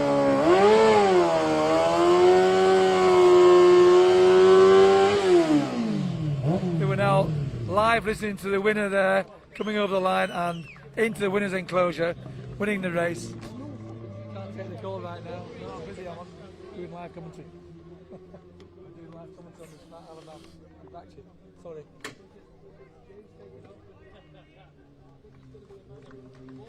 Stephen Parsons across the line, third place, What a fantastic 118.7. race. Stunning.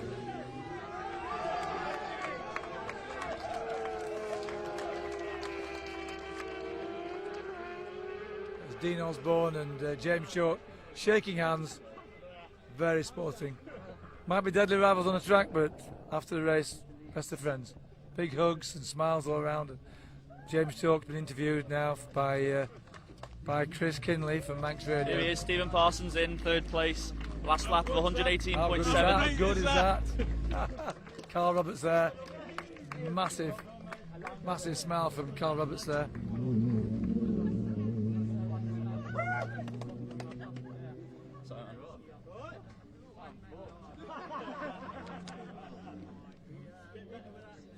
And James Chalk, sponsored by Carl Roberts there, and well, the great guy Carl Roberts, who diesel specialist from the Isle of Man, massive supporter of Manx Grand Prix racing. Dean Osborne there, Manx lad. You can't, can we do that? He'll go to Osborne after this. The first fella we're going to speak to has just come over the line. Stephen Parsons, congratulations, he's managed third place. How's that feel? Now we can relax. Aye, I'm absolutely knackered is what I am. Oh man. You can use the word knackered, don't worry about that. Don't get any worse than that, will you? No. What are the conditions like out there, Stephen? Spot on, to be fair. Yeah, I took it easy first. Well, not easy, but in a few spots where it normally is under trees and that lot. But yeah, but spot on it was, yeah. Did you spot DARYL TWEED then at Quarry Bends? I don't know, I'm not sure. We think he ran out of fuel. Have I got that right? He ran out of fuel at Quarry Bends? That's the word we're getting? No, I didn't see him. I think it was McConnelly.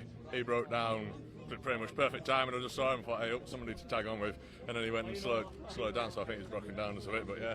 Hey up's a common expression from Yorkshire, we can use that, I thought it's quite alright. But what about, we lost the leader, Matt Stevenson at Gregnabar, not injured, did you see that, an incident at Gregnabar? I did see Gregnabar, but... Oh right, here he is, yeah, Matt Stevenson's just behind us, yeah. But yeah, I did see him, I didn't look at a bike, you never do you? Well, I never do, I've been known to do. Yeah, well, somebody went off, I don't want to look and see who it is. Well, no, true fair comment, but after a tremendous performance, well done, and what a moment for you. And the Manx Grand Prix, you'll be up on the garland ceremony. Yeah, you might be a bit sticky in the leathers later on. Great effort, congratulations, well done. Cheers, mate. Stephen Parsons, who was on the people's bike there, we're talking to him at the start of the race, but he looks more relaxed now. Matt, first of all, how are you? Okay? I'm fine, yeah. What happened? Just outbreak my son into Craig. I had a pit board at Ramsey Hairpin as well, so I knew I had a nearly 20-second lead. I don't know, just got giddy, but you know, it's racing, isn't it? First thing you probably asked, how's the bike? How is the bike? Forks might be twisted, and it's only a foot peg off, so should be right for senior, I would have thought. But we've got another set of forks, so it's going to be all right, yeah. Well, we're all glad you're okay, and hope to see you on Friday. Mighty relieved. Yeah, give us all a scare there, but anyway. Great, gave us a great race early on there, Matt, but we're very delighted. I thought I was helping out a little bit as a newcomer not long since, so you didn't listen, did you? No. No problem. Great that you're here. Look forward to Friday's race. Cheers.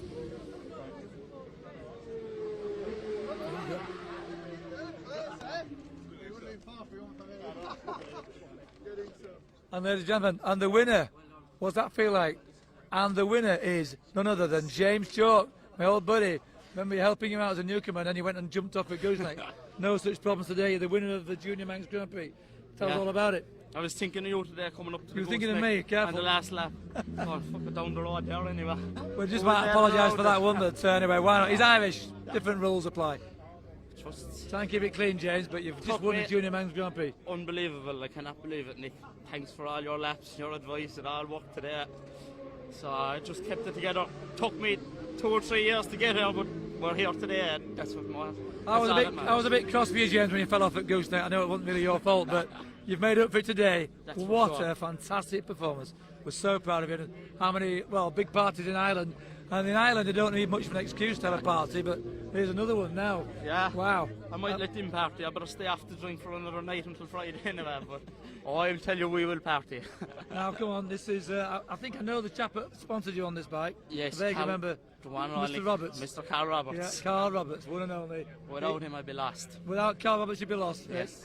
You're not the only person to say that. He's a great guy. He's a massive supporter of racing in the Isle of Man. He is unbelievable. The help he's given me and my brother the last 3 years since we first met him, and the opportunity he's given us have been unreal. And we just kept chipping away, and finally today, for myself and for Carl, there's nothing more than to win this for Carl today on his bike, an incredible bike, and the world's best track, and it's my dream come true just to do it. That's all I ever wanted. You know, he summed up, no one could have summed up better the emotion that you have from winning on the Isle of Man TT course. It's a great moment in your life. Freeze the moment, James. We're very proud of you and very well done. We're going to have a chat with your rival there that finished second to Dean Osborne, but very well done. Thank you very much. That's a very, over the moon and delighted, what can we say? I think it's your turn, Sam, to go and say hello to Dean Osborne now. Just 1 second, we just need to let the cameraman get in here.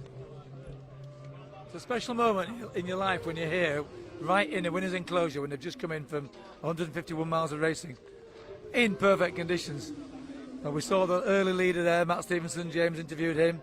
Luckily he's all right, and his bike's a little bit twisted, but he's got all the parts he needs to get out on Friday.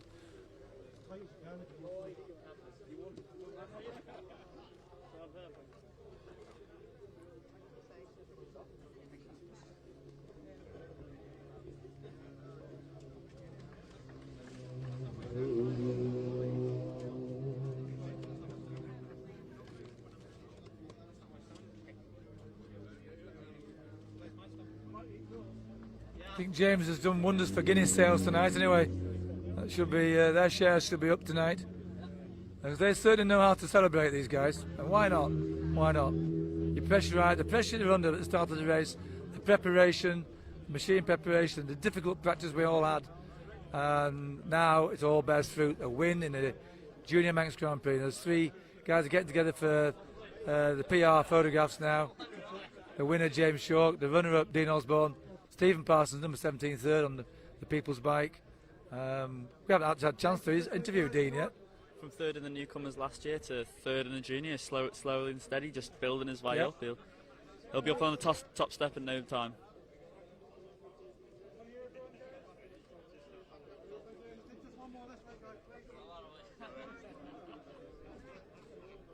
Especially poignant that Stephen Parsons is from Kendal, which is where Bud Jackson's from, as we lost Bud. Dean, just quickly, how was the race for you? It was a good race. Windy conditions. I struggled with the wind really. That's what most affected me, and I knew it would. But conditions were great. I just did my own race and got my boards from everyone. It was spot on. So yeah, happy enough. Where do you have your boards? At the Gooseneck. My mate Mike down in Solby. Right, I'll let you have a photo. Well done. See you on Friday. Thanks very much.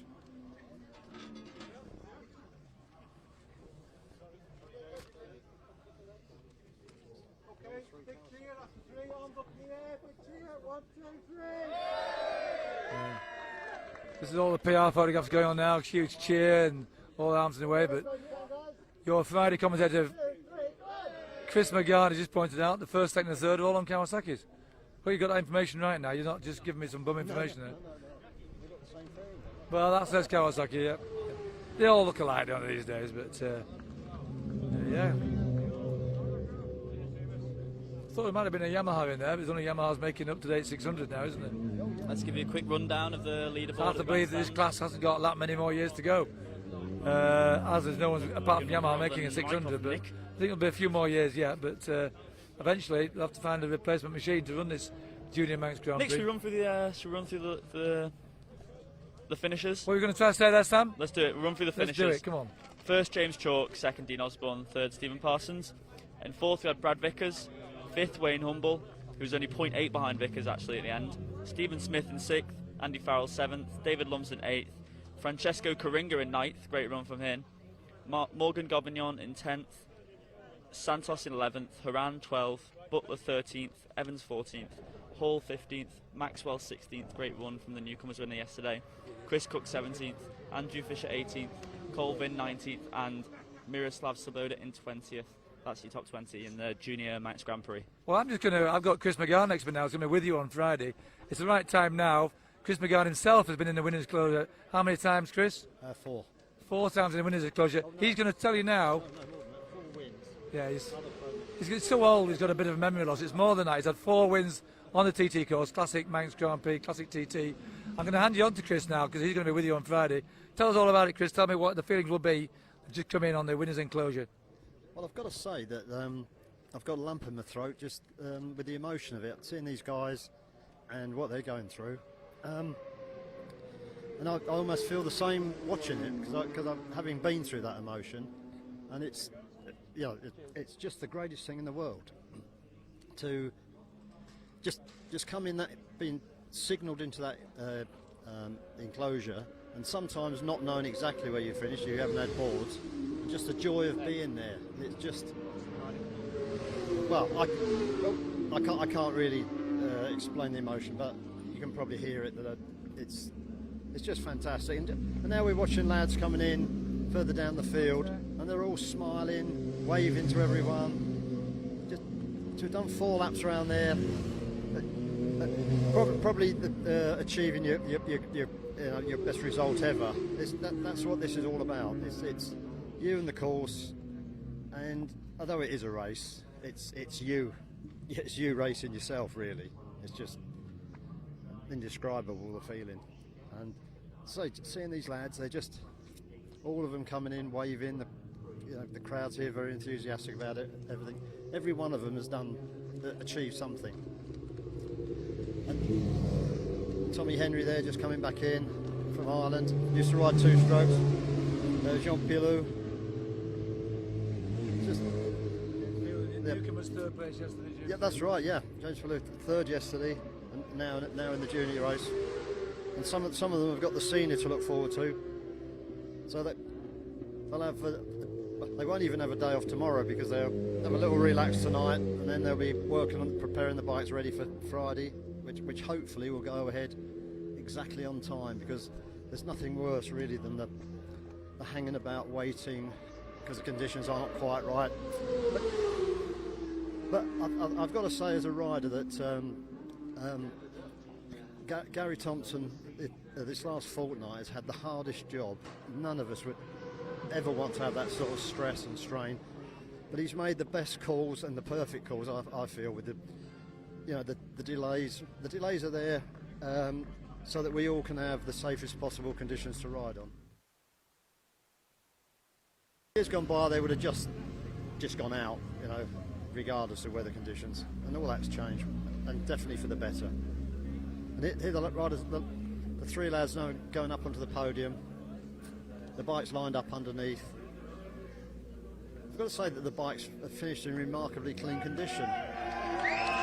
There are the cheers for James Chalk.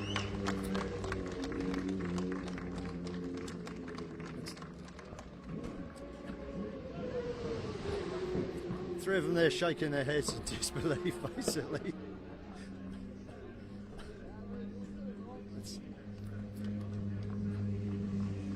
Chris, you've been there. Well, yeah, I've been there. We've shared that moment. Well, yeah. I thought we never did it together, did we? This is No. keeping it decent. I'm trying to think who I shared it with. Dean Osborne in second. James Chalk in first. Receiving his hat from Bill Bennett. There we go.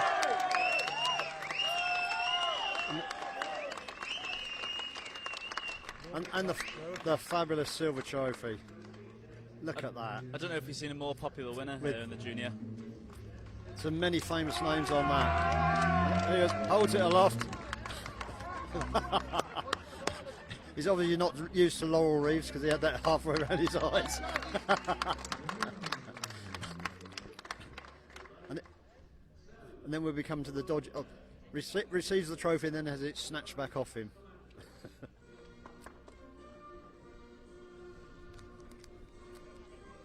The Irish national anthem.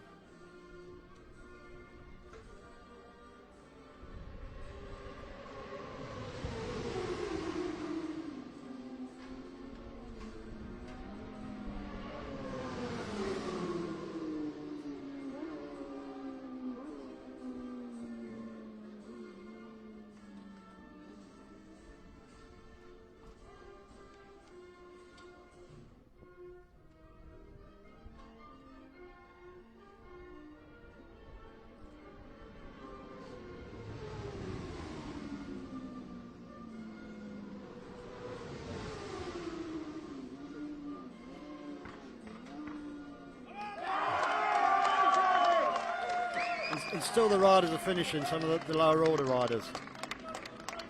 Here we go, the explosion of champagne, which the bikes that look fairly clean will be covered in champagne in a minute, which I can assure you is very, very sticky and stings when it gets in your eyes. Bill Bennett there a little bit as well. He's got the lightweight race to do in a bit. Bill Bennett had a little bit in his hair there. Alex Downey sensibly hiding under the shelter. I used to offer the champagne to the Boy Scouts and got told off several times for that. Great scenes here. Now the photographers move in to take pictures of the podium men and their machines. James completely soaked there.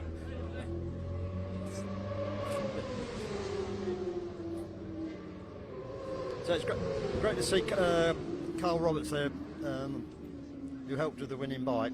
Carl himself in recent months has not been too well, so I hope this is the tonic he needs. Great rider himself and a very massive enthusiast for the Manx Grand Prix. We'll be seeing James Chalk out later on the Ian Locker pattern, which which Carl Roberts has arranged for the lightweight race this afternoon. So I wonder possibly whether we might be seeing a double, a very rare double at the Manx Grand Prix. Because I would make James one of the favourites for this now.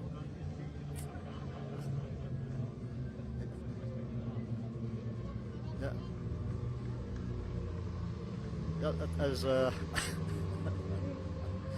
As we were saying earlier, I think there'll be a lot of celebrating tonight, especially in the short team. They are very well known for enjoying themselves at the correct moment, obviously. As indeed you were, Chris McGann, very experienced and successful rider around the TT course, beautifully describing the events on the podium of the first 3 riders home. What a moment for them, and as Chris quite rightly said, very emotional for us who have been on the rostrum. It just sends a shiver down your spine, doesn't it? So I think Chris did a brilliant job describing what's going on. We're going to give Chris another go on the microphone later because he's going to be with you all day Friday with Sam. I'm deserting you folks, but I'm sorry about that. That's the way it is. We've got very adequate, more than adequate replacement in Chris McGann. Well, as the race is coming to a conclusion and we've got the last riders just coming over the line now, we'll leave you at that to savour what was an amazing junior race at the Manx Grand Prix, and we'll be back very shortly for another for more live coverage of the lightweight Manx Grand Prix, which is going off within the next hour. So we'll be back for more later.